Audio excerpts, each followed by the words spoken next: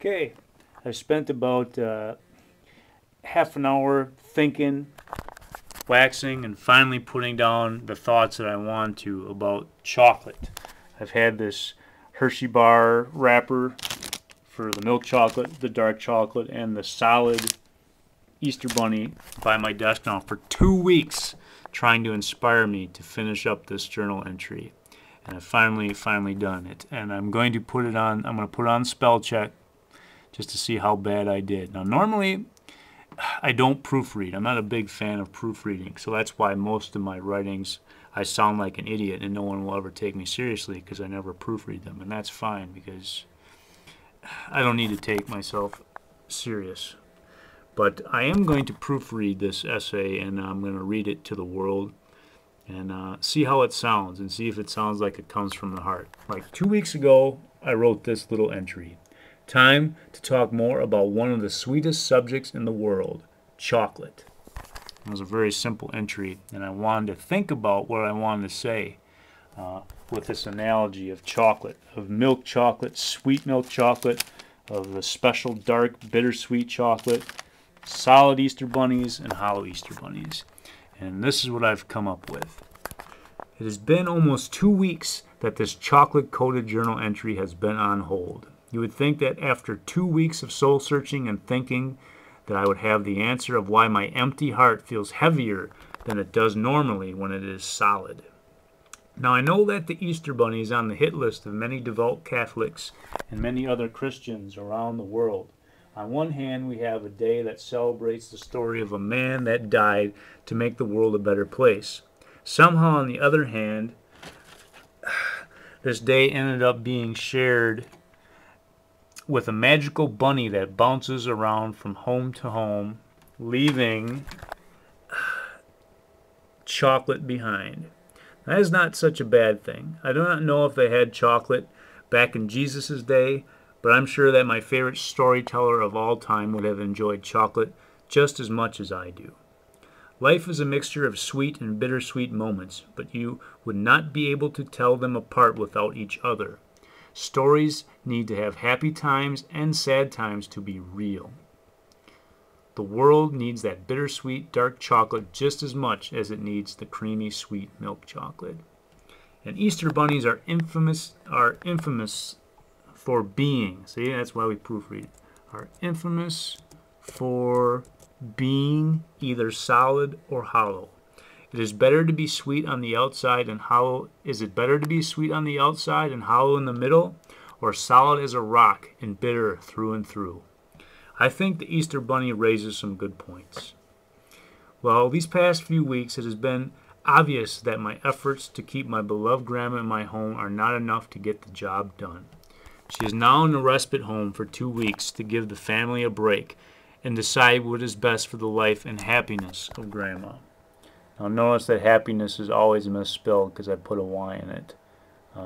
I saw the movie Pursuit of Happiness in the Walmart $5 movie bin, and I was tempted to get it, but I didn't because I said, you know what, I'm going to make a movie about picking up that movie.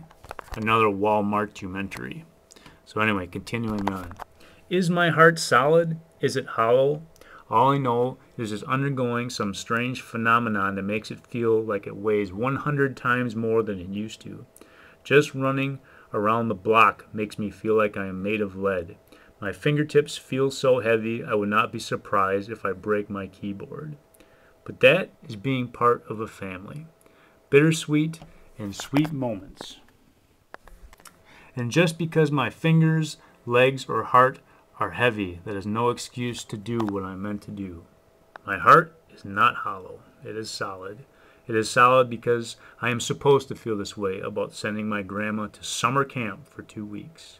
She laughed a lot when I used that analogy. She shook her head and smiled. History has a way of repeating itself at both the beginning and the end of the human lifespan. At the beginning and the end, we become dependent on each other.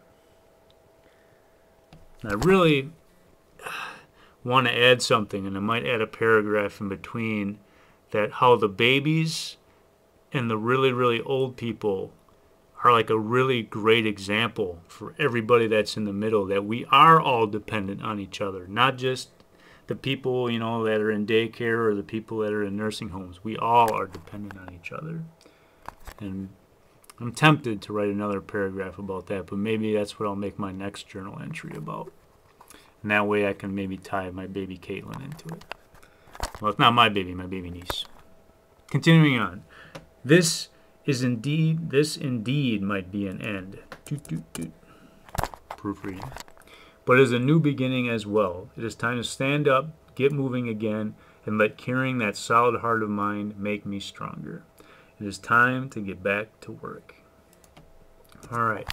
So the only word I spelled wrong was happiness, but I did have some errors as far as proofreading went. So if I wouldn't have proofread, there would have been two like, huh? Is this guy, you know, did he get his, you know, college education out of a Cracker Jack box?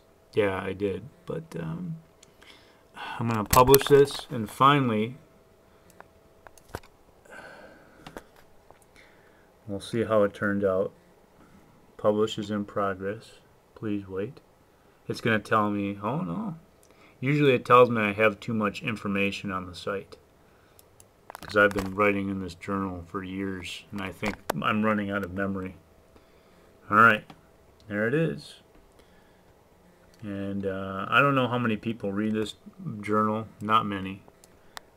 3,000 people have read this journal, and that's not important. What's important is that it is written. It is written, and it is time, finally, now to pick this up and throw it in the garbage and move on. No more feeling sorry for myself, because Grandma wouldn't want that. So we're putting an end to this bittersweet saga, and we're going to move on and make the world a better place.